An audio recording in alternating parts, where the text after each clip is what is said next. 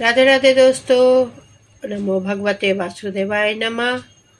आप सभी को पापांकुशा एकादशी की बहुत बहुत शुभकामनाएं।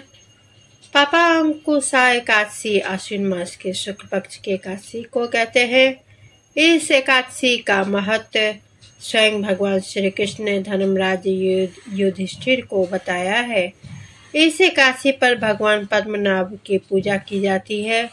पाप रूपी हाथी को इस व्रत के पुण्य रूपी अंकुश से बेधने के कारण ही इसका नाम पापांकुशा एकादशी का नाम पड़ा है। इस दिन मौन रहकर भगवत स्मरण और भोजन का विधान है। इस प्रकार भगवान की आराधना करने से मन शुद्ध होता है तथा व्यक्ति में सद्गुणों का समावेश होता है। इस एकादशी यानी पापांकुशा एकादशी की व्रत विधि इस प्रकार है। इस एकादशी व्रत का नियम पालन दशमी तिथि की रात्रि से शुरू करना चाहिए तथा ब्रह्मचर्य का पालन करना चाहिए। एकादशी के दिन सुबह नित्य कर्मों से निवृत्त होकर साफ वस्त्र पहनकर भगवान विष्णु की शैया पर विराजित प्रतिमा के सामने बैठकर व्रत का संकल्प ले। इस दिन तथा संभव उपवास करे। उपवास में अन्न ग्रहण नहीं करना चाहिए। संभव न हो तो व्रती एक समय फलाहार कर सकता है। इसके बाद भगवान पद्मनाभ की पूजा विधि विधान से करनी चाहिए। यदि व्रत करने वाला पूजन करने में असमर्थ है तो पूजन विधि योग्य ब्राह्मण से भी करवाया जा सकता है। भगवान विष्णु को पंचामृत से स्नान कराना चाहिए। स्नान के बाद उनके पंचामृत को व्रती और अपने परिवार के सभी सदस्यों के अंगों पर छिड़के और उस चरणामृत का पान करें। इसके बाद भगवान को गंध, पुष्प, धूप, दीप, नैवेद्य आदि पूजन सामग्री अर्पित करें। विष्णु सहस्त्र नाम का जाप एवं उनकी कथा सुने। रात्रि को भगवान विष्णु की मूर्ति के समीप को शयन करना चाहिए और दूसरे दिन यानी द्वादशी के दिन वेद पाठी ब्राह्मणों को भोजन कराकर दान कर देकर आशीर्वाद प्राप्त कर लेना चाहिए। इस प्रकार पापांकुशा एकादशी का व्रत करने से दीप फलों की प्राप्ति होती है। प्राचीन काल में विंध्य पर्वत पर क्रोधन नामक एक महान क्रूर बहेलिया रहता था। उसने अपनी सारी जिंदगी हिंसा, लूटपाट, मद्यपान तथा मिथ्या भाषण आदि में व्यतीत कर दी। जब जीवन का अंतिम समय आया तब महाराज ने अपने दूतों से कहा कि वे क्रोधन को ले आए। यमदूत ने क्रोधन को बता दिया कि कल तेरा अंतिम दिन है। मृत्यु के भय से भयभीत वो बहेलिया महर्षि अंगिरा के शरण में उनके आश्रम पर जा पहुंचा। महर्षि उसके अनुनय विनय से प्रसन्न होकर उस पर कृपा करके उसे अगले दिन ही आने वाली अश्विन शुक्ल पक्ष की एकादशी का विधि पूर्वक व्रत करने को कहा। इस प्रकार वह महापातकी व्याध पापांकुशा एकादशी का व्रत पूजन कर भगवान की कृपा से विष्णु को लोक को ले गया। उधर यमदूत इस चमत्कार को देखकर हाथ मलते रह गए और बिना क्रोधन से यमलोक वापस लौट गए।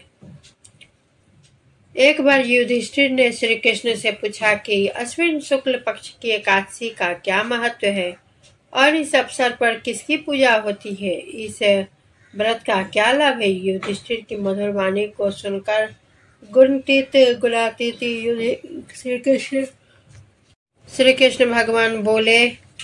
भगवान श्री कृष्ण ने कहा, हे कुंती नंदन, अश्विन माह के शुक्ल पक्ष की एकादशी का नाम पापांकुशा एकादशी है।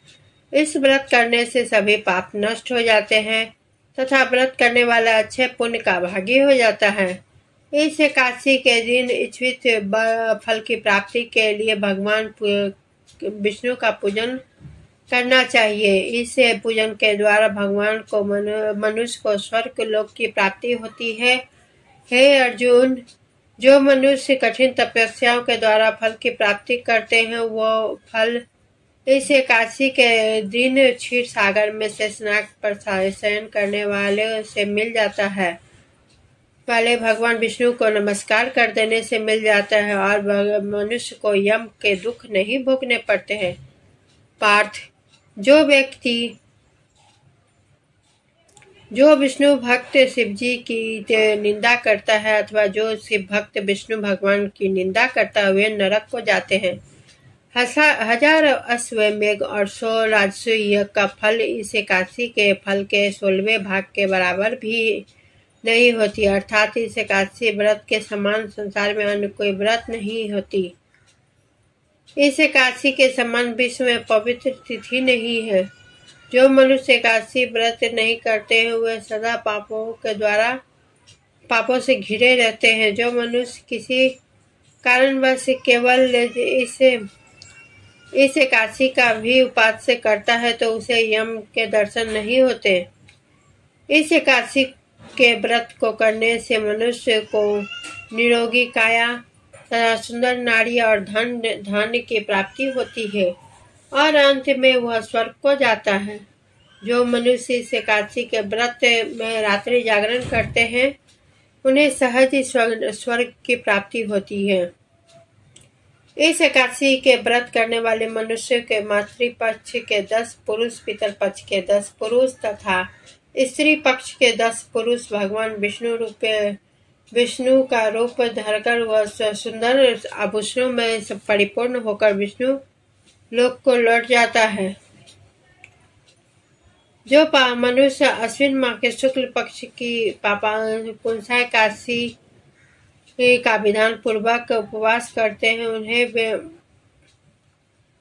उन्हें विष्णु लोक को प्राप्त होती है। जो मनुष्य एकादशी के दिन भूमि, गौ, जल, धन आदि खड़ाओं, वस्त्र, छत्र आदि का दान करते हैं उन्हें यम के दर्शन नहीं होते। दरिद्र मनुष्य को यथाशक्ति कुछ दान देकर मनुष्य पुण्य अवश्य ही अर्जित करना चाहिए। जो मनुष्य तालाब, बगीचा, धर्मशाला, प्याव आदि बनवाते उन्हें रोकने के काट नहीं सकते, नरक के कष्ट नहीं भोगने पड़ते। जो मनुष्य इस लोक में निरोगी दीर्घायु वाले पुत्र तथा धन धान्य से परिपूर्ण होकर सुख भोगते हैं अंत में तय स्वर्ग लोक को जाते हैं। भगवान श्री हरि की कृपा से उनकी दुर्गति नहीं होती। पापा अंकुश एकादशी का महत्व क्या है ये मैं बताती हूँ आगे। पापा अंकुश एकादशी के दिन भगवान विष्णु श्रद्धा और भक्ति की भाव से पूजन तथा ब्राह्मणों को उत्तम दान व दक्षिणा में देना चाहिए। इस दिन केवल फलाहारी लिया जाता है, इसलिए इससे शरीर स्वस्थ एवं हल्का रहता है। इस एकादशी के व्रत रहने से भगवान समस्त पापों को नष्ट कर देते हैं, अर्थात यह एकादशी पापों का नाश करने वाली है। कही गई है कि